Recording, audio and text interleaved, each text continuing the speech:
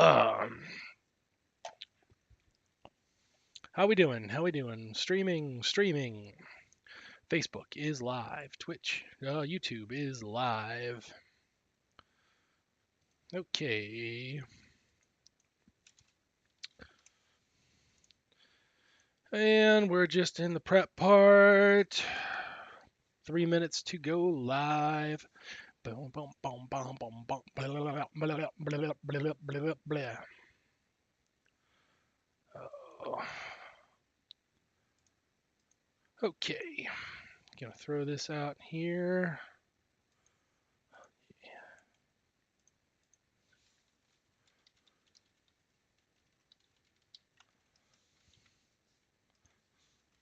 Sons of Tree Air presents Freedom again.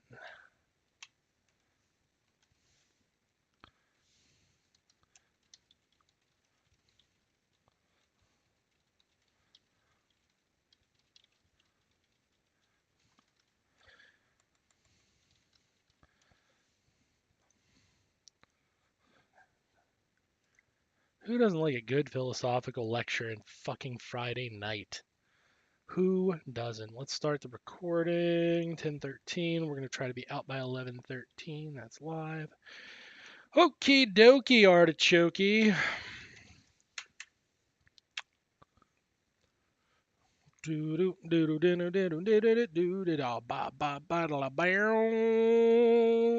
Sucking dick.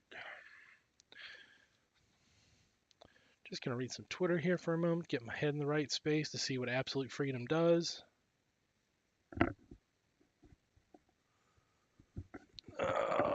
Terrible. This whole internet.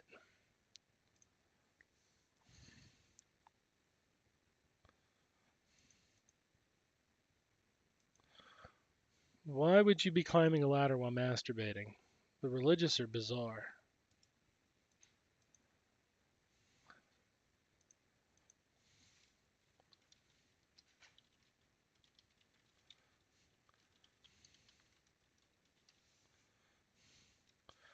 Okay, chats. Oh, chat's up.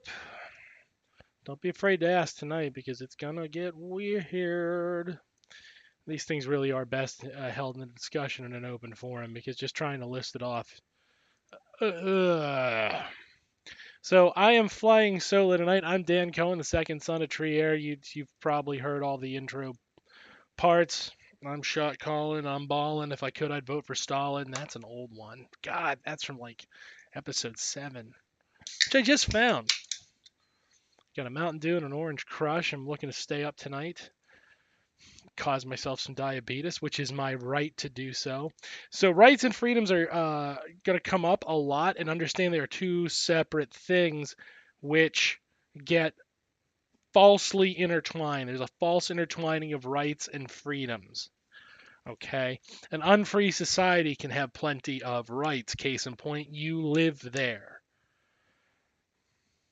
That's where you live if you're in the planet Earth and you are in a nation state. Okay. Or in a territory that can be accessed by the armed forces of a nation state. You have certain rights, but you don't have freedoms. It's an amorphous concept. They're two separate things. So it's going to come up. This has been requested before and threatened by me several times. Both are simultaneously true. The rest of the crew is off tonight. I gave them the night off because this is kind of a monologue-y topic. It's closer to a lecture, and I really should prepare something formally as a lecture and paywall it. Because if you like the free show, you'll hate paying for College 101 or high school masters or whatever you want to call it, right? Working class theory proper, alternative education. Well, I like alternative education for this. Certainly how I obtained it. I didn't obtain it in the academy. Those fuckers think they got everything locked up because they have ranks, hierarchies. Okay. So, on the subject of freedom, okay, in the libertarian sense, which is the one we all are forced to endure in most of our daily lives, and indeed on a not insignificant portion of the planet. This works the same way in Europe. This works the same way in South America. This works the same way in a lot of parts of Asia. It works the same way in parts of Africa. Okay, so this is no small conception. The notion of freedom is this kind of idea that there are certain things that are guaranteed to you through the course of nature. All right, and I want to start with this notion of freedom because I find it kind of to be bullshit. So let's scrutinize it for a second. Okay, you are an individual unit, 1/7 billionth of the participants of the planet in the life that we're existing in now. 1/7 billionth. And there are limitations on you as to what you can do and where you can go. Okay? This also ties into free will. So we're really going to be spinning our fucking wheels here, but brace for it, right? Free will is the idea that you can exercise your freedom or your rights. And again, those terms are not interchangeable. Freedom is more or less the ability to act as an individual within the framework of existence. Okay, the dead have no freedoms, the dead don't act. We are born with certain notions of freedom, we will die, and then we will lose those freedoms. Prior to our existence, we had no freedoms. We weren't there. It is, in my opinion, derivative of consciousness, right? The unconscious thing operates according to instinct, which is an internal limitation. I do pretty heavily conceive of freedom and free will as almost interchangeable terms, with rights being something separate. Rights are a legal contract between you and the other participants in society. They only exist in as much as the society is willing to honor the fact that you have the rights. I'm preparing my freedom organs. Good. Prep those motherfuckers up because you don't have any. The closest thing you have to a freedom organ is a brain because you can conceive of things. Okay?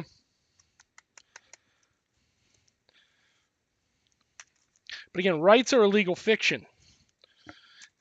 And this is the dirty secret to rights. Every country, no matter how authoritarian, no matter how libertarian, in the past, no matter how socialist or communistic, everybody has rights. The only time societies haven't had rights are the in-between states.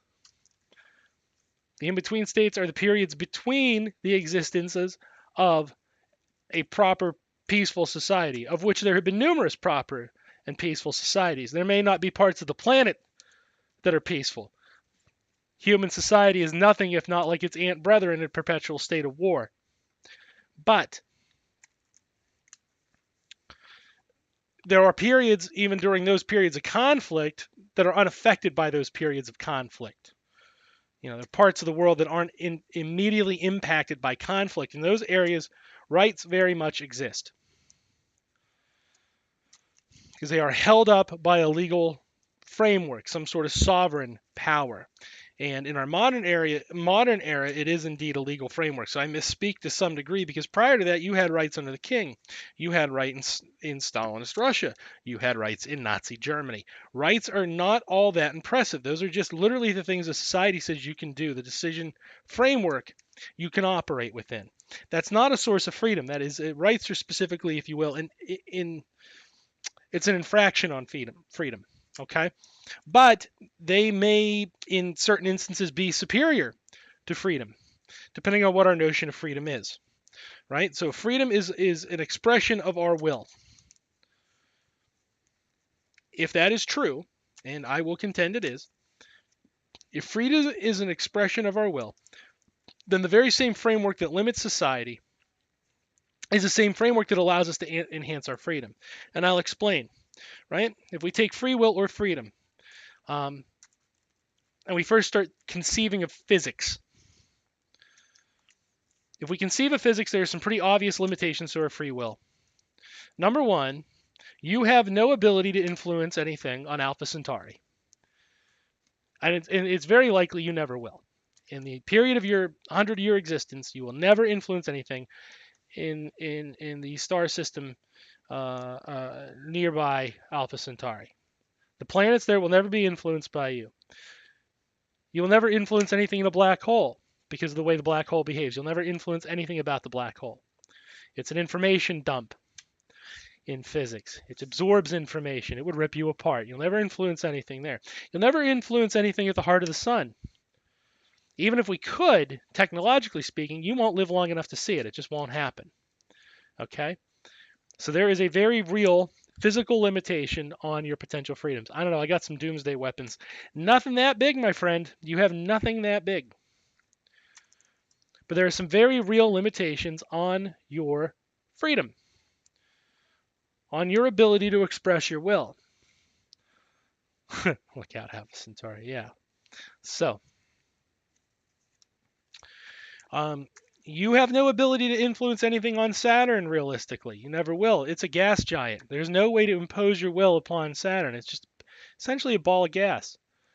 You will never influence the rings of Saturn. You probably, statistically speaking, in your lifetime, you'll never influence the surface of Mars.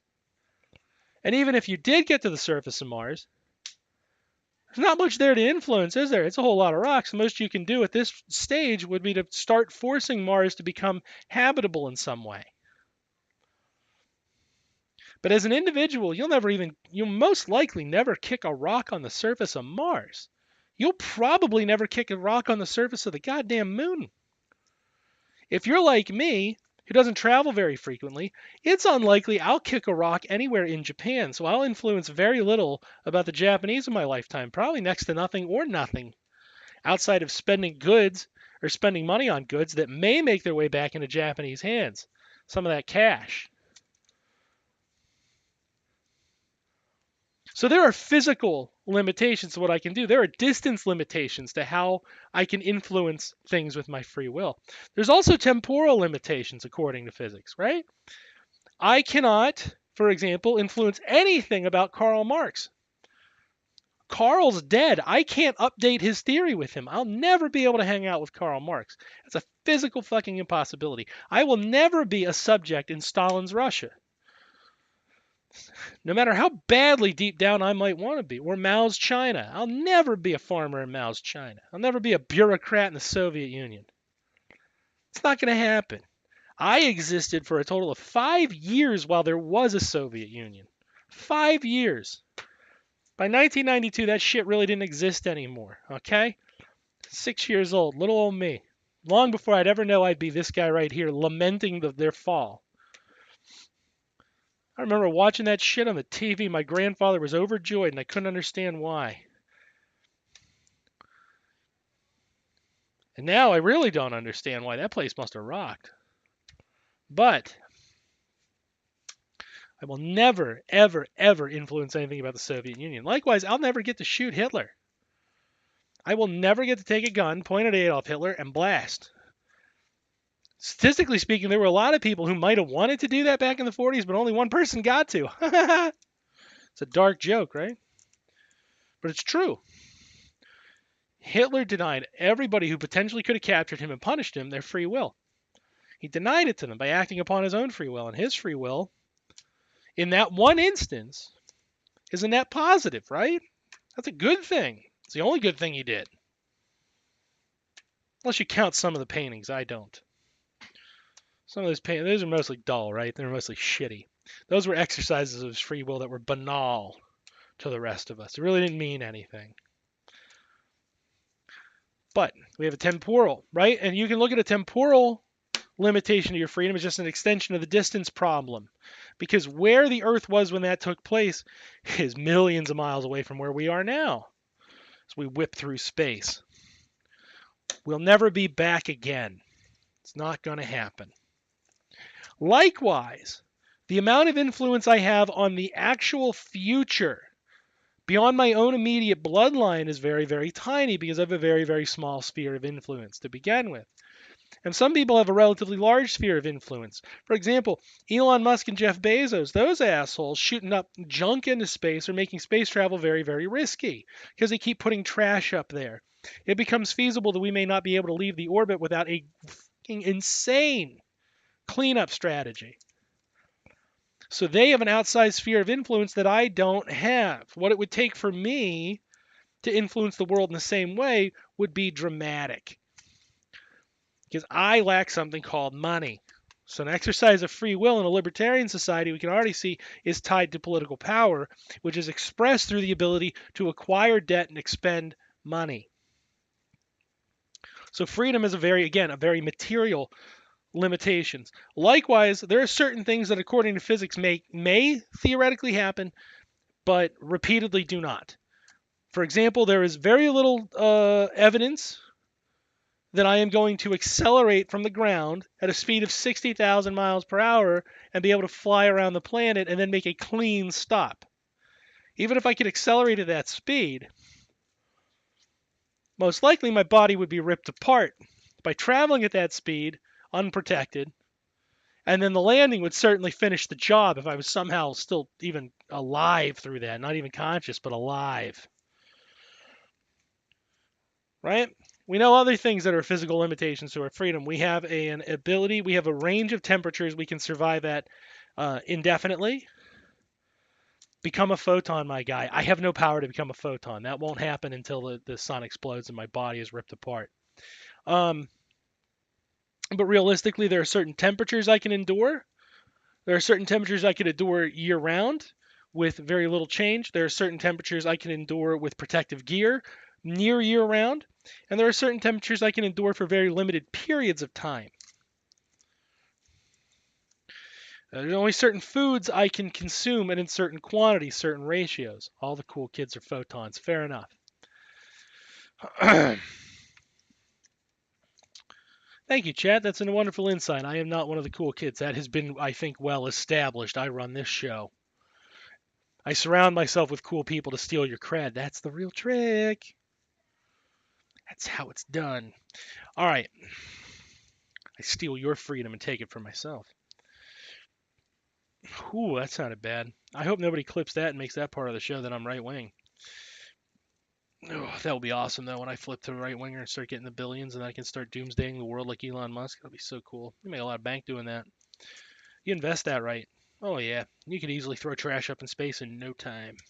10 years tops. That's all it took that idiot. But again, there are certain limitations my body can endure. I can only endure so much radiation, for example, before my body turns cancerous and it betrays me and I die. I can only endure certain illnesses, and repeat illnesses will cap my time on the earth. There are some illnesses that will simply kill me. There are certain physical actions that can exercise my freedom, but they will be the final act of freedom. Jumping in front of the train, after all, is still an expression of the ability of the free will, but it's a shitty use of it, in my opinion. Don't do it. Don't kill yourself. Take your meds.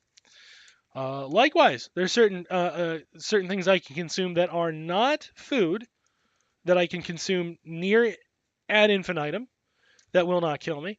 Certain things I can only take in very limited quantities, or they would kill me. Right? Even though they would change things about me, and they may be expressions of my body. Are immortals more free than mortals? Well, it depends where they're at too. Depends on their geographic limitations. An immortal at the heart of a black hole being ripped apart forever. Again, the black hole trumps any notion of freedom, right? So physics is a hard cap on freedom. So it becomes easy to say, it becomes very easy and I think lazy to say that as far as free will goes, that it is either non-existent because there are these hard caps on it, or that free will is irrelevant. I don't think it's irrelevant, but I think it gets overblown, right? Because there are hard caps to free will, which is subsidiary to freedom. So I suppose then we arrive at a better definition of freedom that is separate from free will. After all, why have two words for one thing? That seems pointless, right? We're Westerners. I understand that's what we do. We're decadent, but it's rather irrelevant. It's not really all that important to have two words for the same concept because they're not even. It's not even like the verb form, right? We're talking abstract conceptions. So in that regard, freedom then has to be some sort of determination over your life within that framework of hard stops to your free will being exercised, i.e., right, i.e., physics and all its subsidiaries, and it has to be something around the framework of rights because rights are a consequence of society. Now, a lot of writers in history, I believe Cicero starts this train of what I will consider utter bullshit up through somebody like Thomas Jefferson. They conceive of something called natural rights or inalienable rights, a subsidiary form. These are rights that are endowed upon creation, i.e., birth. Or if you want to get real biblical with it, the creation of humanity. These are rights endowed to you that exist beyond the scope of legalism, beyond the scope of monarchy, beyond the scope, i.e., at the level of physics.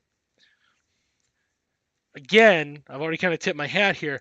I kind of think that's bullshit, right? Probably about the time I said it was bullshit that I made that evident. Let me explain why. I want you to imagine yourself in a state free from society. No cars, no lights, no phones, no internet, no us talking in this form through this medium. Nothing to watch, no games to be played except what you can create out of the fucking dirt. You're outdoors. You're outdoors in the goddamn trees. You're outdoors in the plains. You're outdoors in the mountains. You're outdoors on the beach. Okay? I don't care where you position yourself. It's not really all that relevant. The thing to consider with this then is what can you do? Because you know about freedom through the lens of existing in a society. By the way, is that true, joining? You don't have to tonight. You have the night off, my friend.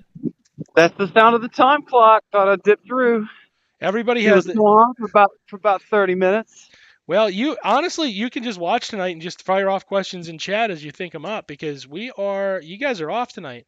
We had two sick, and I'm doing the freedom talk. I'm doing the deep stuff. Oh fuck yeah.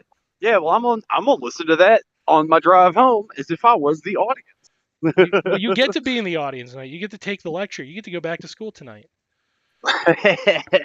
Yeah.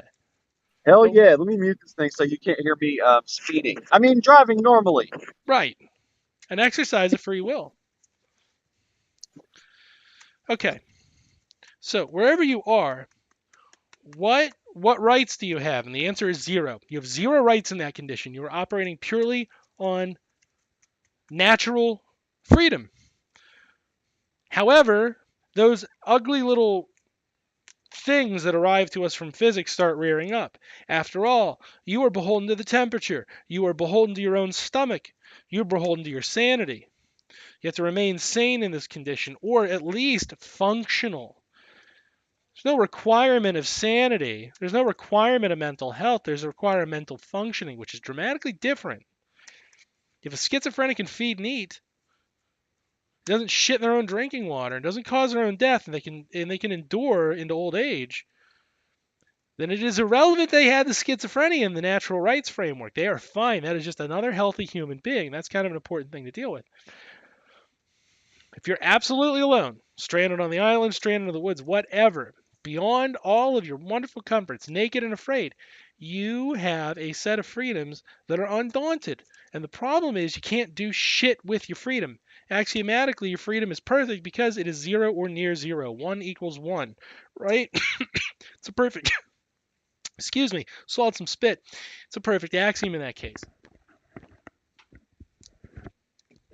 1 = 1, very simple equation.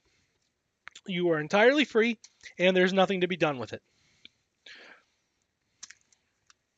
Which, as an aside note, right here, this stage right here, it completely destroys the libertarian notion of property and the libertarian notion of like enrichment. Right, all their social notions fall apart right here because in Minecraft, it's very easy that you can turn a furnace into a fucking a sugarcane farm, where you can start selling all that sugarcane and sugar off to peasants who magically appear in a functioning society that you are just invasively invading in, and without any limitations at all. You communicate their language, understand their economics, and can master them, and you can get rich quick because they believe in a natural freedom that would allow you to set up a fucking factory in the woods with no other human beings or none of the necessary research to create that fucking factory. We think of the factory as a very boring object, but as an apex of society, it's one of the greats. Far more fucking useful than any goddamn pyramid, to be very frank. It's not as pretty. They got us on the artistic, I'm not gonna lie, but it's not as fucking useful as the factory, because the factory allows us to transform a lot of goods and services and objects. But I'm getting ahead of myself, aren't I? I'm getting a little ahead of myself. I need to go back. So, in that natural state of freedom, as proposed by the libertarians, life is shit. Life is what we call today subsistence existence. Right? You are subsisting, you are existing, you are not in any framework thriving. But it brings about kind of a question, right? Where does that notion of thriving come from? What is the actual metric that allows us to do that, to actually consider that? And that is a next step society. That is more people. How are y'all doing? Right? Southerners love that question. When they're asking it in a very proper context, how y'all doing? It's a wonderful question because it worries about the group. And it betrays something. That one sentence betrays something about the libertarian notion of freedom. The libertarian notion of freedom sucks. It's an absolute natural freedom. You can die to the wolves. And people like to go at this point, oh, well, we tame the wolves. Not all of them, my friend. They get hungry too. We didn't tame all of the tigers, did we? We didn't tame all of the crocodiles. We barely tame crocodiles. I don't think you can tame a crocodile. It's got a lizard brain. All it does is eat and sleep. Subsistence existence. The existence of an animal. Nothing higher going on, nothing higher to be done. But that higher is a metric derived from social relations. Now we start thinking about what kind of freedoms we get from society. We get some limitations, don't we? Because if I'm alone on an island, I feel the urge to kill. I can satiate that urge to kill. I'm probably killing an animal. And in human ethics, we don't worry too much about that. All but the vegans worry about it. I certainly have an absolute right to self-defense in that scenario. I have a right to preemptive self-defense in the natural order. If I see a saber-toothed tiger coming around, I can take that fucker out before he even knows I'm there. It is my responsibility to act in my own best interest and kill that saber-toothed tiger, lest he fucking sinks his teeth into me. I got a spoiler alert. If he gets that far, he's gonna win. His subsistence existence will be fine. Mine will be cut short because I am at the mercy of other living creatures that are also existing in that manner. Nothing can be curated. There is no rationing of resources. There is no arrangement to where I can tame that animal and essentially make one of the first contracts ever that I will keep it fed and give it a warm place to sleep in exchange for its the physical defense it can provide, or even the mere companionship it can provide. Right? We're talking primordial fucking existence. And it's notable the libertarians hold that up to a giant fucking ideal because they're so far removed from it, because our earliest ancestors didn't exist in that absolute level of freedom. They existed in small hunting bands. They existed in larger hunting bands. They existed in what we call today tribes, which is a term that gets potentially pegged as pretty shady. And depending on how you use it, I kind of agree. A lot of racist people like the word tribe. I don't think it's racist in and of itself, not like other words. But let's agree, right? Tribe can get pretty close to it. But that's how they existed in small bands, small groups. The reason being, it was better than the alternative of being alone in the fucking woods.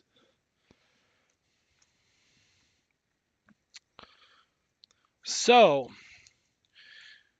the existence, I will contend, the existence of a society in any social arrangement brings about far more freedoms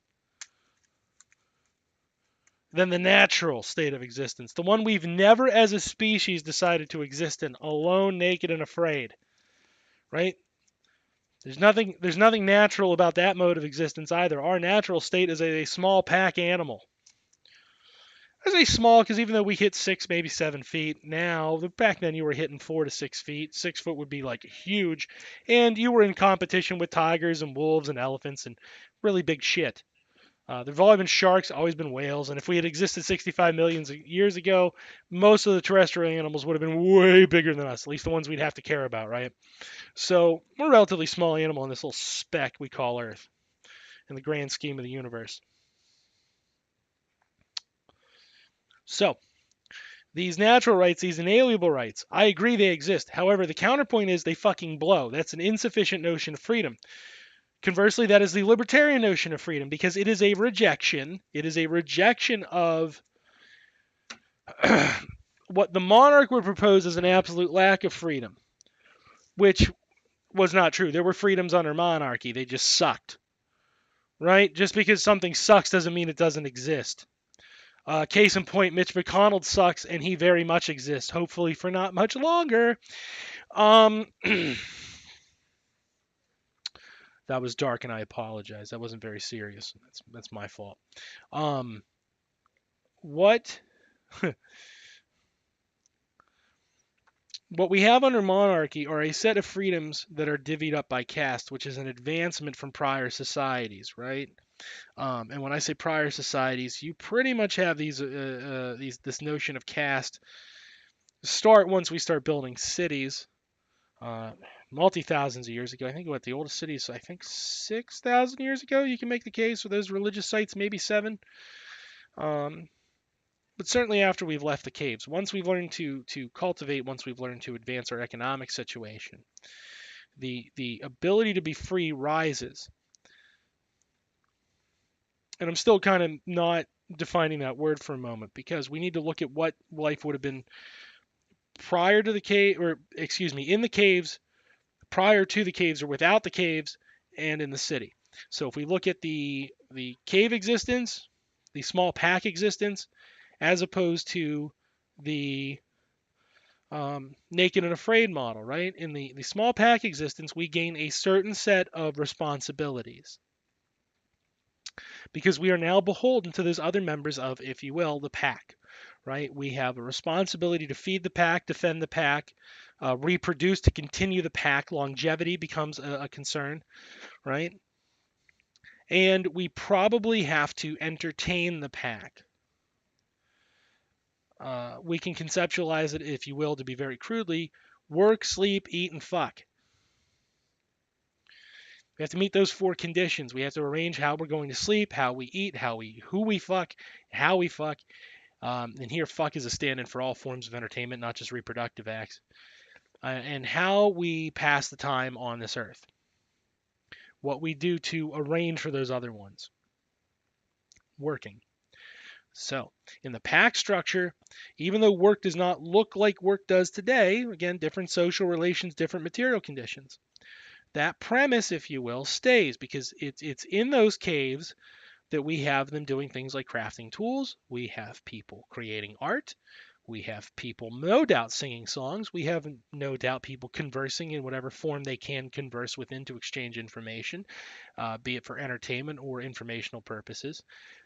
We start developing our rudimentary tools to do this. But at the end of the day, what we have is something, we have things that we wouldn't have had in the primordial sense, right? Again, alone, naked, and afraid. If we could even exist like that, which I contend we can only do so after we're born into a society and by hiding from it, which even then, you're still interacting with the society just in a negative fashion. But if we could be born alone, naked, and afraid, we wouldn't have communication. There'd be nothing to communicate with. That the freedom that arises from communication, The exchanges of information, the exchanges of knowledge, the exchanges of pleasantries, and so on. All those exchanges are gone. And yes, even the exchanges of conflict. Conflict can be a strengthening or a non-strengthening situation, right? Sometimes you get into a conflict, you solve the problem, you advance. Sometimes you get in a fist fight and somebody breaks a nose. These things happen. But none of that can happen when there's no other people around, right? And the idea that we can communicate as a form of freedom, as an action we can take above the subsistence existence and the isolated existence that allows for more expression of the individual and the collective, right? This is where we start figuring out what freedom is, isn't it? The fact that we can delegate people to both watching the young and hunting means we can express ourselves through how we consume. Anteaters eat termites for two reasons. One, their nutrients are what fuel their bodies. Two, it's what they can routinely access. Right? Anteaters eat ants and termites and all those fucking ground insects because it's primarily what they're designed to access and do. It's what they can do, but also because those nutrients are vital. They don't have time to experiment and see what other foods are going to help them interact, right? They have a lot of pressures on them, a lot of material pressures. Not all of them beyond us. Sharks can't do this shit. Even dolphins can't. No matter how clever dolphins are, there's only so much they can do because they are bound by their material conditions as well. Human beings who are alone, naked, and afraid have to find something to eat and quick and eat as much of it as they fucking can and hope to God it works out. They don't have time to experiment with these things. A person in a cave does because there are multiple people to experiment with. You can delegate one person to do the task, and if it works out fine, everybody can repeat the task. We've expanded. We can expand how we derive nutrients from this earth. We have multiple minds working on tool making. So if somebody makes an arrow and somebody makes a better arrow, we can replicate the better arrow. So we have a more efficient arrow in economic terms. We have an arrow able to more effectively kill. That raises our ability to defend ourselves against those nasty saber-toothed tigers. That raises our ability to hunt down the deer. Inasmuch anthropology is a discussion on human freedom as it is on the actual hard science, the soft science of what were we doing back then, right? By determining who we can mate with and reproduce with, by making these determinations, we have a chance at a genetic strengthening of the species because we don't have to interbreed. Which that's cold and disgusting, but there's a reason. There is a reason we are all viscerally disgusted by that. The ethic on that is derived from the fact that an interbred animal suffers from a genetic inferiority. As the pro-interbreeding people would point out, it takes several generations, but the counterpoint to that is if you're isolated, the more isolated you are, the more likely that is to occur. And if you are opting for isolation, as some of these people are, that is the result you will get repeatedly. A great example of that is Sean Hannity. He's on the cusp of that. Unless he broke the interbreeding chain by his own admission, his parents and grandparents, and going back for several hundred years, are all purebloods, pureblood Irish, meaning that Sean Hannity is the product of repeat inbreeding. And given his intelligence level, yep, we can see that deficiency being pronounced. And it's not so much disability in the sense that there's no injury or anything causing it, is there? That's a poor use of freedom, we can call it. So that is he is not at a minimum as to what he could be. He is at a maximum of what he can be because it is weakening him down. That is dangerously close to eugenics, so I'm not going to go too much farther on that because we'd have to get in some weird shit. And tonight's not eugenics night. Tonight's freedom night.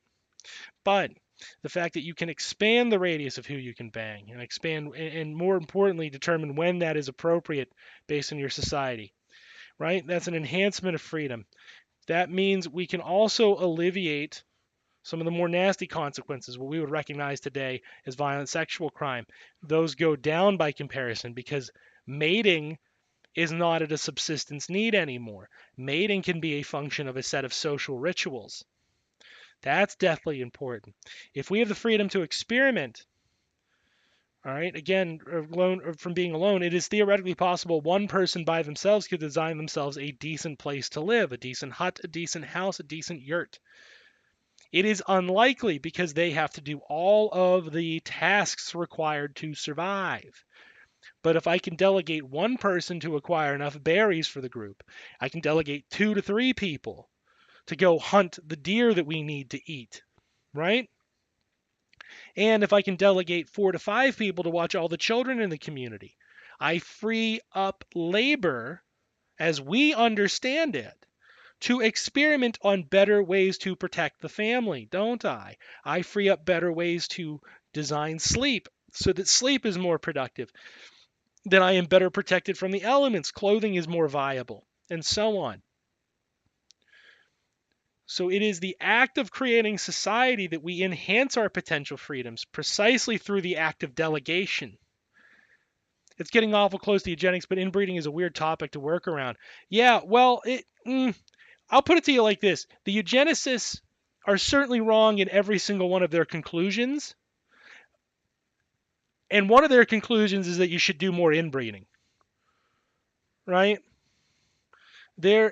This would be anti-eugenics because this is where diversity is the good thing. For eugenics, diversity is the bad thing, right? It is the mirror of it, so that's why it sounds like it. But there's all sorts of caveats you have to keep putting on everything you say, and it becomes a big waste of fucking time, Chad. I agree, right? Although we can do it, it might be a fun exercise to figure out the anti-eugenics, if you will. That would be fun.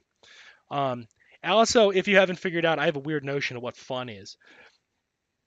As we transfer to cities, what happens in cities? We have certain people delegated to the task of building. How they get there may not enhance freedom. But overall, the idea of having farmland that can be cultivated, of having a walled structure to defend yourself with, to keep out saber-toothed tigers, to keep out opposing humanity, right? The other who may be hostile to you, to have a place to sleep that is better designed, to have a bed that is better designed, to be able to produce what we would recognize as the first commodities, right? That enhances your potential freedom. So as you go throughout the ages, all that human labor keeps getting stored up, and all that knowledge keeps getting passed. Knowledge is nothing more than a storehouse of human labor. It, in and of itself, is no different than a hammer. This is the cold truth to it. Knowledge itself is no different than a hammer. It stores human labor. It stores the collection of human labor that preceded it. By being able to store all that labor from past humans, we are able to grant ourselves more and more freedom. Anybody can put pen on paper and say you have no right to murder, so if you murder, there's a consequence. We have done that since time immemorial. The capability to murder and the efficiency of murder, all that stuff is in the jurisdiction of freedom. Whether or not it is legal in any society is a function of rights.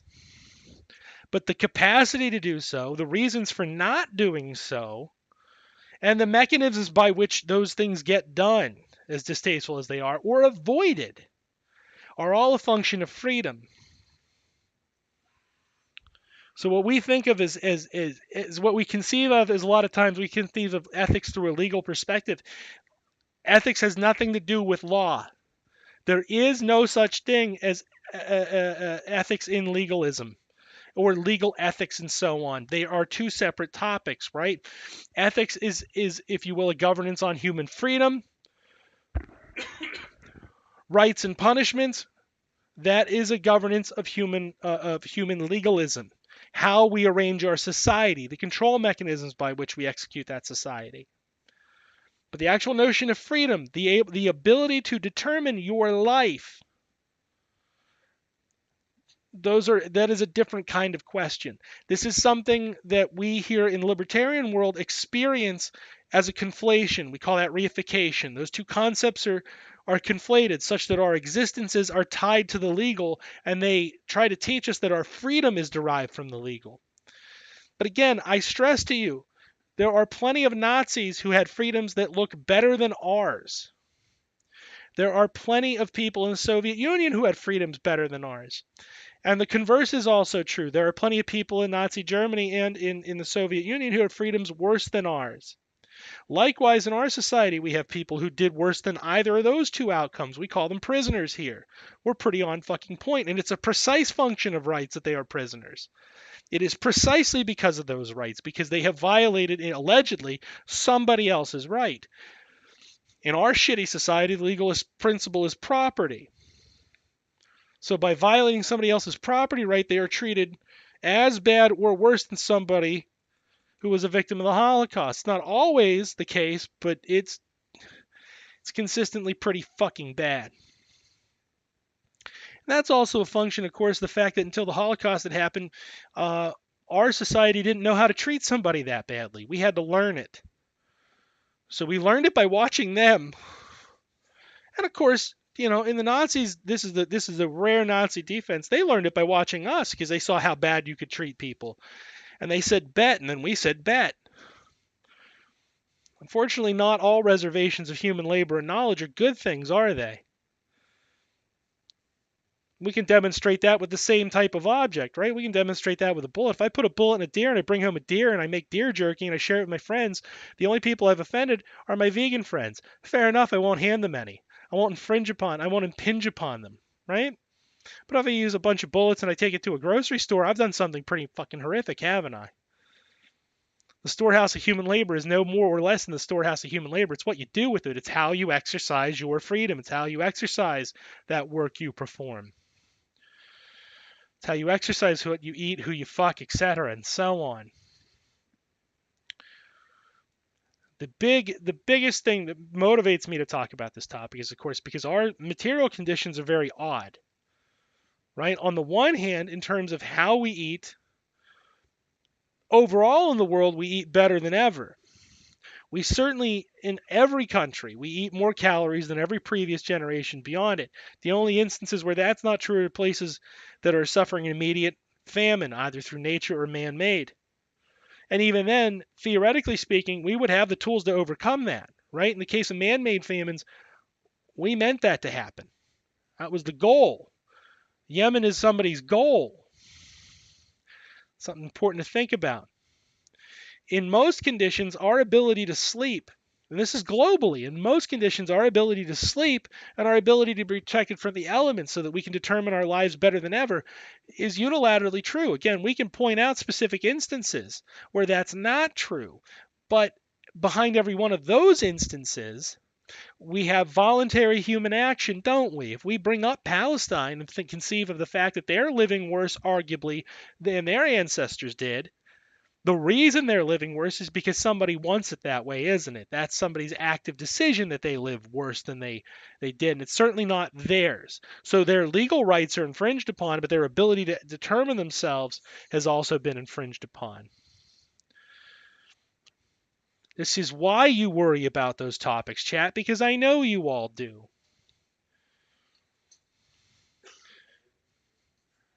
You start thinking about those freaks, right? You start thinking about the incel freaks and so on.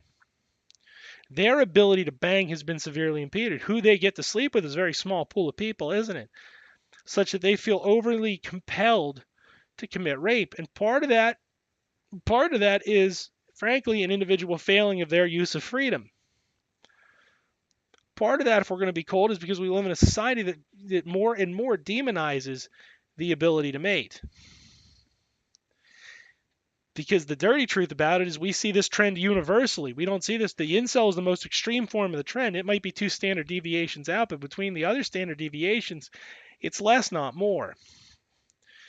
Because you are discouraged from doing so unless you can arrange a proper business contract out of it. Our material conditions, when in theory we could bang people from way further out than we ever could, couldn't we? Right? Most of us are never going to have a Japanese whore. Most of us are never going to an African whore. Most of us are never going to an American whore. Especially depending on where you live and where you start. You're not going to get those things. You're not going to have those experiences. You might not have the ability to fall in love with those people because you're never going to see them. 7 billion people on the planet. It's an awful lot of people you got to meet in a very short amount of time. 7 billion people in 100 years. What is that? 7,000 people you got to meet in a year? And you got to form those close relationships? It's one hell of a painful proposition. When you further consider the fact that in our material relations, people are encouraged to become dissipated from where they were born. Unlike the serf knew who was around them. The serf still had a heavy amount of diversity. The vagabond provided some diversity.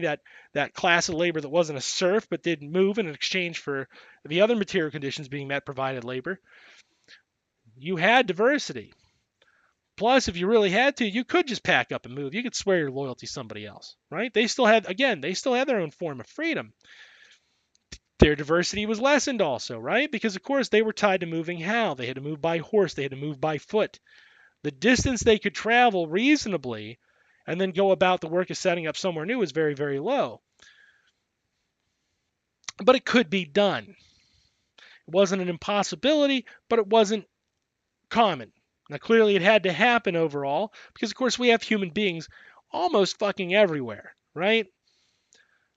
But my point there is those people had a way to build those relationships required to overcome that kind of alienation, to build those relationships required to express that freedom, to be able to do that. And theoretically, we should be able to do that to a bigger degree and a bigger distance. More and more of us feel we cannot. I've gotten lucky in that department. Not everybody is as lucky as me that I found somebody to do that with. That's worrisome. So we should have the freedom to do that more and more, and yet we feel as a collective group we have it less and less. I shouldn't have to feel lucky. That's an imposition upon me as much as it is an imposition upon the other people. I feel lucky to have found a companion. That's a troubling sign. Even though we ought to have the barriers kicked all the way open, they're not, right? Our sleep is disrupted because they want us working and consuming, and they want these things that fucking disrupt our sleep everywhere. And there's no evidence all these new technologies really do better at sleep. We just keep pumping out new technologies. We keep adding market decisions to how you fucking sleep. So even though the theoretical maximum is the sky's the fucking limit at this point, in the year 2023 of our Lord, between our day-to-day social conditions weighing on us when we go to bed and the actual things we're sleeping on and the conditions we're sleeping on them in, the houses we're sleeping in, all that quality is going down. Our ability to protect ourselves in the elements is the only thing holding true, and unfortunately, that's trending down globally, isn't it? Precisely because we're allowing economic conditions. We're allowing property rights to subvert freedom. The more property rights subvert freedom, we reach a very, very fucked up paradox. Rights